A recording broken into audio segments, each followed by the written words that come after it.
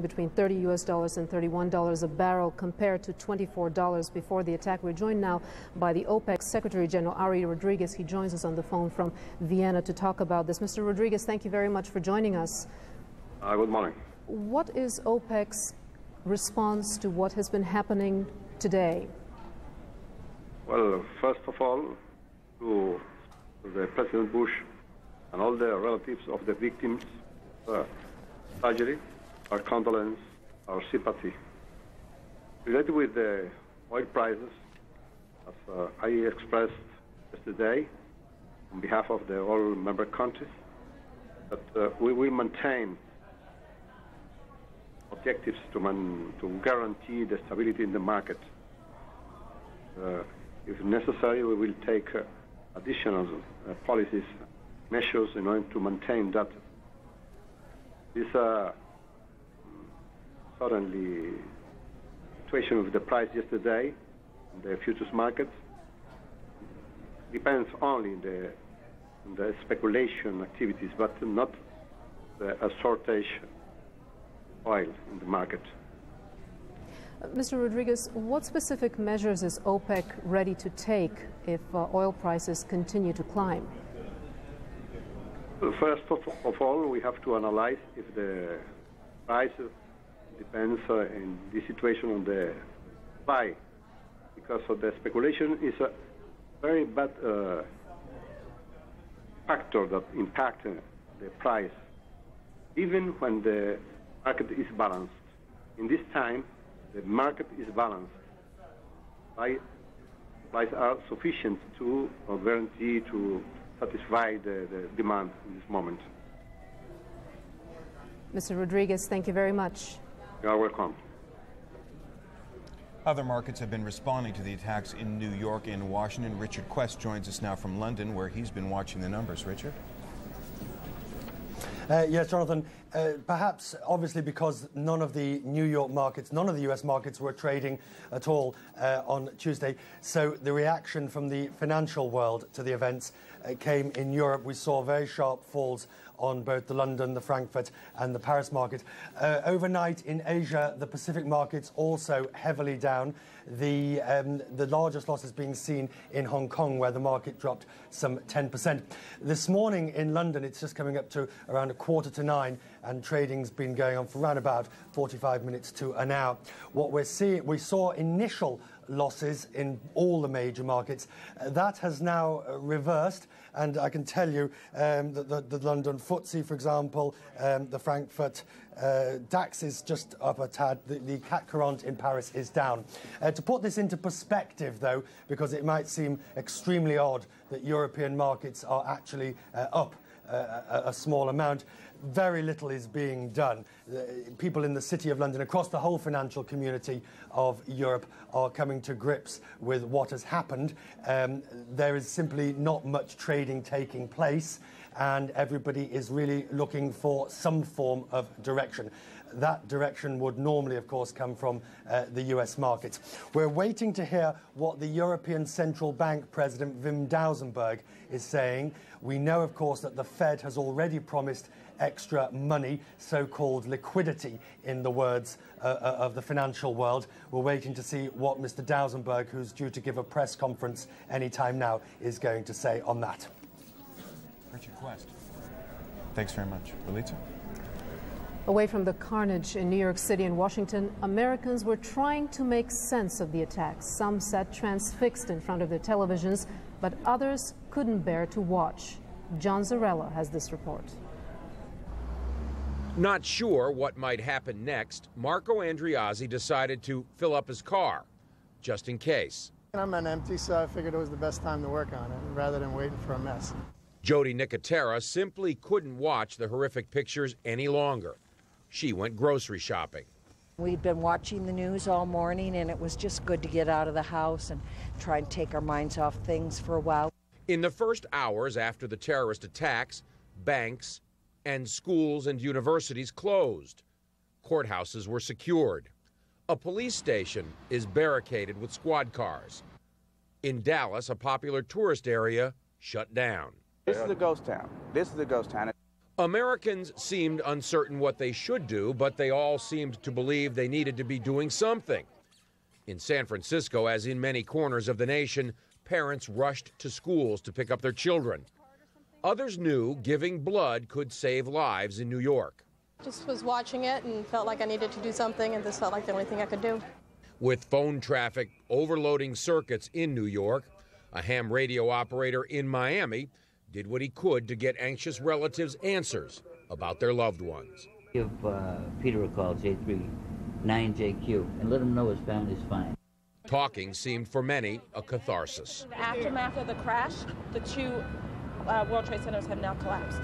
Both the towers are gone. Not in 60 years had the world changed so dramatically, so quickly. John Zarrella, CNN, Miami.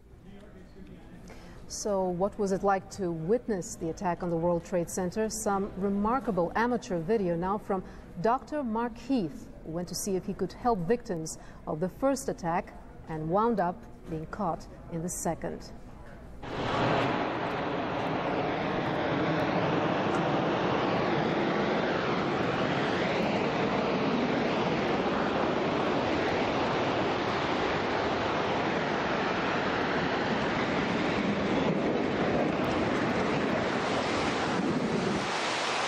I hope I live. It's coming down on me. Here it comes. I'm getting behind a car. It's incredible. Okay, I'm gonna have to go find people who need help. I don't think I'm one of them. You okay, sir?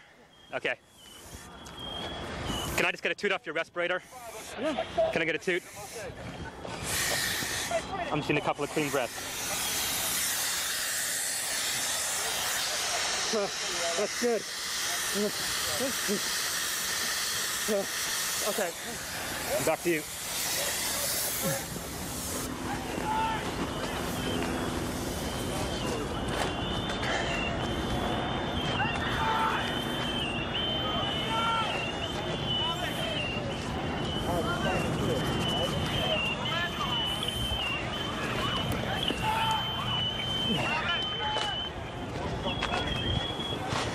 This is the car I hid behind. It saved my life.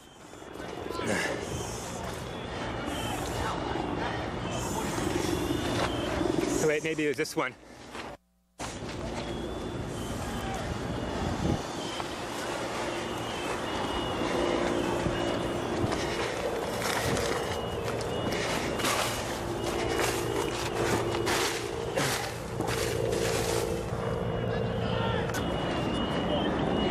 There's all these noises. I don't know what it is. They say someone needs help. Yeah, Mike! Mike! Mike, come over here! Yeah! Anybody need a doctor? Where are you? Don't have oxygen.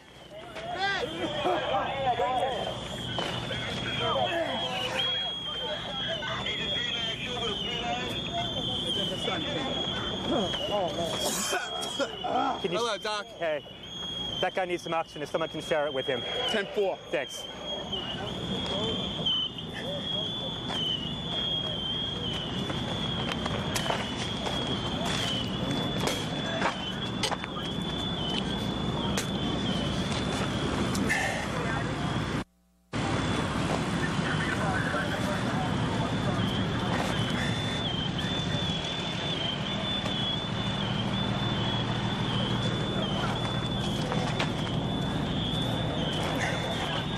They told me just to wait here at this semi-staging area.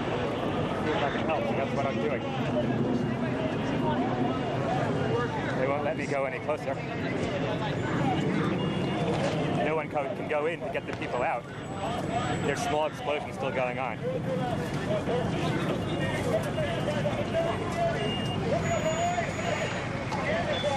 So far, I just seen some people who needed oxygen from the dust. No one trauma.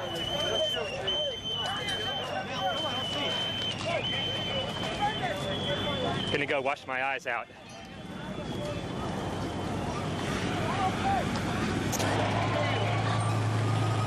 Yeah, that almost made it worse. Looking north on the West Side Highway.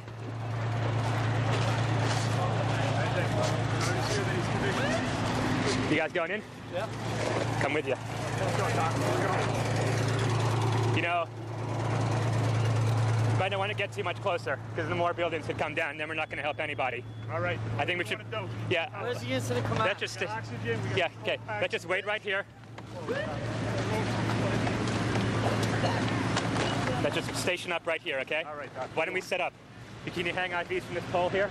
Okay. Okay. Yeah. We just heard another explosion. They're handing out gloves and masks. The consensus is it's too unsafe to go in there. Just gonna wait here until they bring some people out.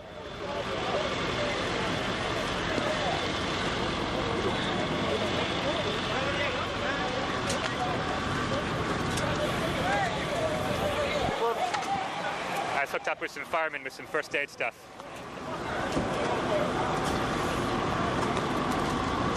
What are we You know what?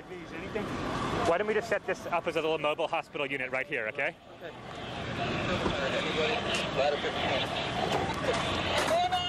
Hold on to tie against all units that are available. We're going to have a new command post on Murray Street and West Street. Any units available, report when you roll up to this.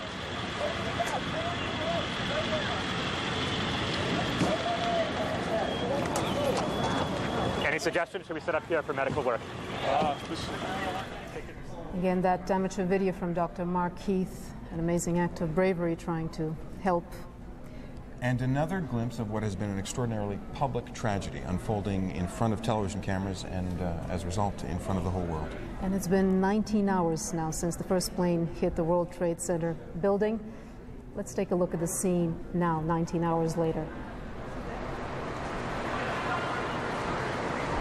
Turn around. What you're looking at is a nightmare that is going to continue well beyond dawn. You can see the emergency crews at work and the mess of what was one of the great financial centers of the world, the Twin Towers of the World Trade Center. 110 stories in 2 buildings brought down, a 47-story building in the same complex brought down as well. And that's what remains, dirt and rubble, and somewhere in it, an uncounted number of people, alive and dead. There are in some places 2 feet of soot and paper. In other places, a mound of rubble, and firefighters are on the scene, emergency workers are on the scene, trying to find out who, if anyone, is still in there. Including some firefighters, more than 300 who are unaccounted for and feared dead. Several dozen police officers also who all rushed to the scene to try and help.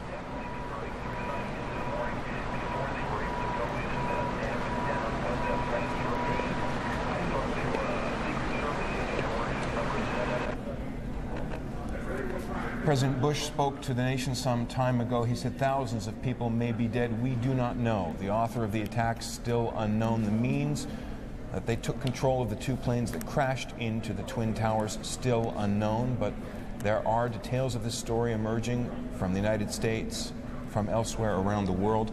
We'll have full details at the top of the hour.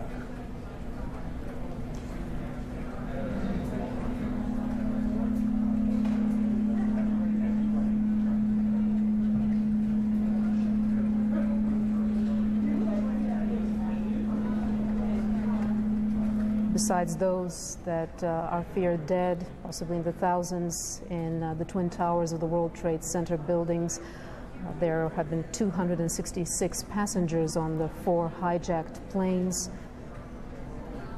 And as we mentioned, the more than 300 New York firefighters still missing. 50